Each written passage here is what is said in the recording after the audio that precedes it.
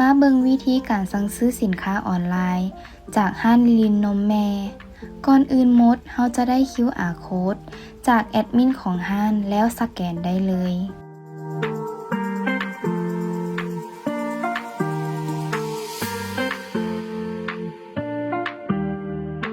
ในหน้าทำอิฐของแอปให้ปิดหน้าทางถึงออก และนี่ก็จะเป็นหน้าตาของแอป เดี๋ยวค่อยจะซื้อเครื่องปั๊มนมก่อน เอาเป็นเครื่องปั๊มนมของ U58804 กดเข้าไปเราสามารถเลื่อนเบิ่งรายละเอียดของรูปได้ เลื่อนขึ้นมาก็จะเป็นรายละเอียดของสินค้า ในรายการเครื่องปั๊มนมก็จะมีให้เลือก3สี เดี๋ยวค่อยจะเลือกเป็นสีบัว ต่อไปค่อยจะซื้อเป็นถุงเก็บน้ำนม สามารถค้นหาได้เลย เดี๋ยวค่อยจะเลือกเป็นถุงเก็บน้ำนมของคิมมี่มัม กดเข้าไป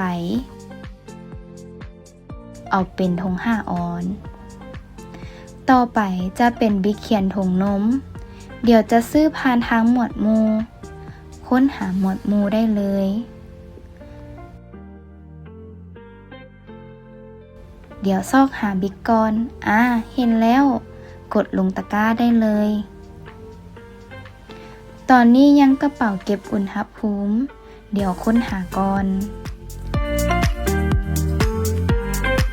เอาเป็นกระเป๋าของซิทิดากดเข้าไป เอาเป็นสีบัว ตอนนี้สินค้าค่อยครบแล้ว ต่อไปให้กดเข้าตะกร้า เลื่อนเบิ่งรายการสินค้าที่เลือกไว้ ค่อยจะเอาถุงเก็บนม10 กล่อง และกระบิก2 ก้าน เลื่อนขึ้นมา ถ้ามีโค้ดส่วนลดใส่บอนนี่ได้เลย วิธีการจ่ายเงินสามารถเลือกได้3 แบบแยกจ่ายกีบและบาท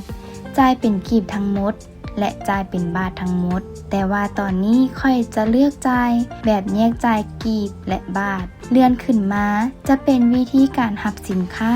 จะมาเอาเองหน้าห้างหรือให้ฝากขนส่ง ค่อยจะเลือกฝากขนส่ง ใส่ข้อมูลให้ถูกต้อง และเลือกขนส่ง